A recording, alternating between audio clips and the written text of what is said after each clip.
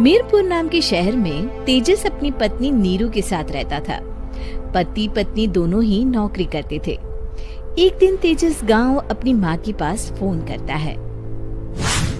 Hello, प्रणाम माँ। जीते रहो माँ, तुम दादी बनने वाली हो।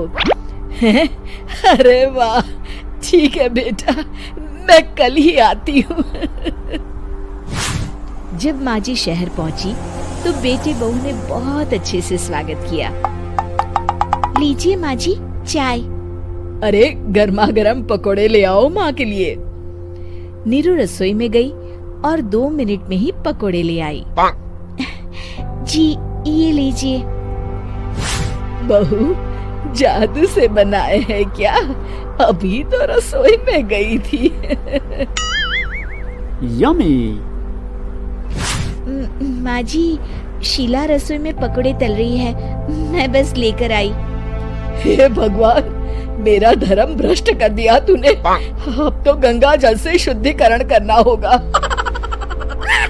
दूसरे दिन, माँ जी मैंने नाश्ता बना दिया है, ऑफिस जा रही हूँ। पर अभी तो घर का सारा काम पड़ा है। शीला आती ही होगी, झाड़ू पोछा बर्तन कपड़े वो सब कर लेगी। हमारे जमाने में घर का सारा काम हम ही करते थे। जी माँ जी, आप बहुत होशियार हैं, मैं घर ऑफिस दोनों नहीं संभाल पाती। तो जरूरत क्या है घर से बाहर जाकर चाकरी करने की? वैसे भी घर का काम खुद करने से घर में बरकत आती है, समझी? पर माँ जी। पर वर कुछ नहीं, इस महीने की पगार मिले फिर ऑफिस बंद। हाँ। रात को नीरू तेजस से कहती है, सुनिए जी, माँ जी बोल रही थी कि मैं नौकरी छोड़ दूं। वैसे ठीक ही तो है, अभी तुम्हें आराम की जरूरत है। फिर भी आराम कहाँ, शीला को छुड़ाने के लिए बोल रही थी।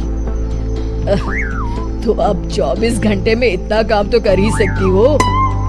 पर जॉब पसंद है मुझे, घर पर मन नहीं लगेगा। अगले दिन जब दोनों ऑफिस के लिए निकल रहे थे, मेरी तो कोई कीमत ही नहीं है इस घर में। माँ जी, आजकल महंगाई बहुत है, रहन सहन भी बदल गया है, दोनों नौकरी करते हैं तभी ठीक रहता है। अच्छा, तू कहना क्या चाहती है? मेरा बेटा तुझे बिठा के खिला नहीं सकता? तू ही इस घर का खर्च चला रही है, हैं? नहीं माँ जी, मेरा वो मतलब नहीं था। मतलब खूब समझती हूँ, ये बाल धूप में सफेद नहीं किए मैंने। हाँ। अब तो ये रोज का काम हो गया था। तेजस भी रोज की चिक-चिक से परेशान हो गया था। एक दिन उसने कहा, नीरू, वैसे भी तुम्हें मैटरनिटी लीव मिलने वाली है, तो अभी से ही छुट्टी ले लो। पर क्या, मेरी सैलरी अच्छी खासी है। आखिर नीरू ने रिजाइन कर दिया। जब बच्चा हुआ तो घर में सब बहुत खुश हुए। कुछ दिनों बाद तेजस फाइल देख रहा था। क्या हुआ तेजस, कुछ परेशान लग रहे हो? अब हाँ, वो हमारी जितनी सेविंग्स थी वो तो हॉस्पिटल में और छठी के फंक्शन में खत्म हो गई है नीरू। और अभी वैसे मंदी चल रही है तो मैं बोल रही थी कल मुन्ना को हेपेटाइटिस का टीका लगवाना है। नीरू, क्या पोस्टपोन नहीं कर सकते? नहीं जी, बिल्कुल नहीं। अब तेजस को समझ में आ रहा था कि उससे गलती हुई है। पैसों की कमी का असर घर के माहौल पर भी पड़ रहा था। अगले दिन, बेटा मेरा चश्मा और ये दवाइयाँ ले आना, पर्चा देते हुए माँ जी ने कहा। जी। तेजस, मुन्ना के लिए दूध का डिब्बा और डायपर भी ले आना, और ये किराने के सामान की लिस्ट है, इसे भी लाना है। तेजस गुस्से में लिस्ट मरोड़कर फेंकता है और चिल्लाता है, पैसे क्या पेड़ पर उगते हैं? ये ले आना, वो ले आना। अरे पर ये जरूरत का सामान ही है। वो गुस्से में बिना कुछ कहे ऑफिस चला गया। अरे लंच तो ले जाइए। नीरू दौड़कर डिब्बा पकड़ाती है। एक दिन खाना खाने के बाद, नीरू, अब तो मुन्ना कुछ बड़ा हो गया, तो अब तुम वापस ज्वाइन कर लो ना जॉब।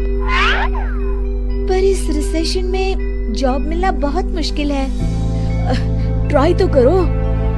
फिर मुन्ना, माँ जी है ना, और एक फुल टाइम मेड भी लगा लेंगे। पर माँ जी, उन्हें तो पसंद नहीं। तभी माँ जी वहाँ आ जाती है और प्यार से नीरू के सर पर हाथ फेरते हुए बोलती है, अब मेरी समझ में आ गया बहू, पहले के और अब के समय में अंतर है। तुम काम शुरू करो, मुन्ना की जिम्मेदारी मेरी। मेरी प्यारी माँ जी। ये कहकर नीरू उनके गले लग गई। शिक्षा, परिवर्तन संसार का नियम है, हमें भी समय के साथ चलना चाहिए। उम्मीद है कि आपको हमारी ये कहानी पसंद आई होगी। कृपया हमारे चैनल को सब्सक्राइब करें और सभी अपडेट्स के लिए बेल आइकन जरूर क्लिक करें। और हाँ, वीडियो लाइक और शेयर करना मत भूलिएगा। Bye bye.